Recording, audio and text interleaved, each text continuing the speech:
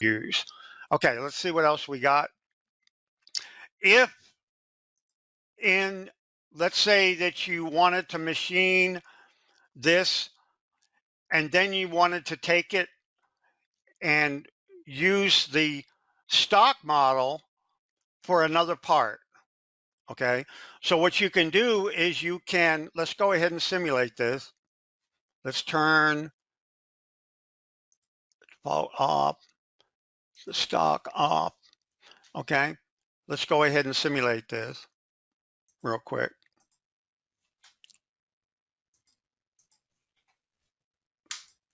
Okay, let's turn the toolpath off. Okay, so we have a roughed out model. So at this point, if you wanted to use this model, say in another application or another machining job or something, you can go ahead and export this stock as an STL file. Okay, you can export as STL. So let's go ahead and we'll just put this somewhere right put it on our desktop, I guess. And we just called stock.stl. We'll just save that. Okay. So what you can do then, you can go ahead and start a new part. Okay. We're going to use inches. And you can go ahead and open your stock model. Let's go ahead and open. Let's go to the desktop.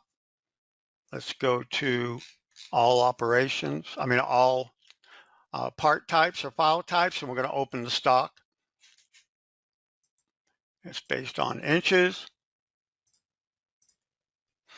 So you'll see that it opened the stock model, the in-process stock model, as a mesh file. So let's go up here and go standard, and we'll go simulate. So this is actually a mesh, okay? This is a mesh file. If you look at the properties, you'll see that it's a closed mesh. Unless you're not familiar with mesh files, .stl files are mesh files. A lot you'll run into mesh files a lot if you're machining a scanned part, like if you're doing a 3D scan of an object, you'll get a mesh. If you have a model coming from some modeler such as ZBrush or some other Maya, which are some industrial type modelers, you can export a STL file from those. You can export it from any CAD system actually, but the format that the save stock is the STL format. So when you use this option,